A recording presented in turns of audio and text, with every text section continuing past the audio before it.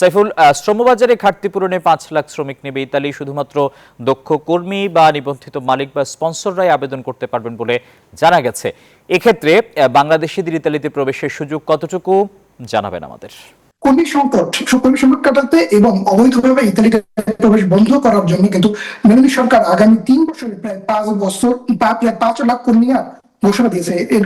এর পরিপ্রেক্ষিতে 2026 সালে হচ্ছে 1,64,850, পরবর্তী বছর 2027 সালে আসবে 1,65,850 এবং তার পরবর্তীতে আসবে হচ্ছে 1,66,850 জন শ্রমিক। এই তালিকায় রয়েছে নন ইউরোপিয়ান অর্থাৎ ইউরোপের বাইরের প্রায় 38টি দেশ তালিকা রয়েছে বাংলাদেশও।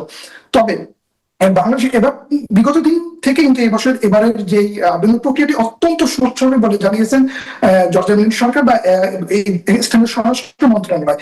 তবে এর পরিপ্রেক্ষিতে হচ্ছে চলতি মাসের 23 অক্টোবর অর্থাৎ আগামী 23 অক্টোবর থেকে অগ্রিম ফর্ম পূরণ করা শুরু হবে, সকাল 9টা থেকে শুরু হবে এবং এই ফর্ম পূরণ চলবে হচ্ছে 7 ডিসেম্বর পর্যন্ত। পরবর্তীতে ক্লিক দিয়েছে অর্থাৎ আবেদনটি সম্পন্ন হবে হচ্ছে 12 জানুয়ারিতে।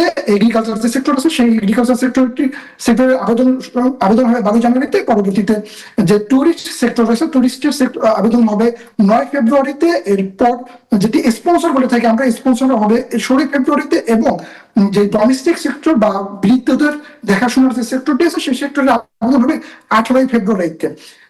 এবছর হচ্ছে আবেদনের পূর্বে মালিকের যত ইনকাম ট্যাক্স রয়েছে এবং যত ধরনের ডকুমেন্টস রয়েছে সব ডকুমেন্টস গুলো আগে থেকে যাচাই বাছাই করে নেওয়া হবে। তবে মাঝখানে যে দালাল চক্র আছে সবাইকে দালাল চক্র থেকে সাবধান থাকার জন্য পরামর্শ দিয়েছেন ইতালির বাংলাদেশ দূতাবাস। আমার কাছে এই ছিল আসিফ, ধন্যবাদ। সাইফুল, আপনাকে ধন্যবাদ। বান্ডেল থাকলে প্রতি সেনমানিতে টাকা বাঁচবে।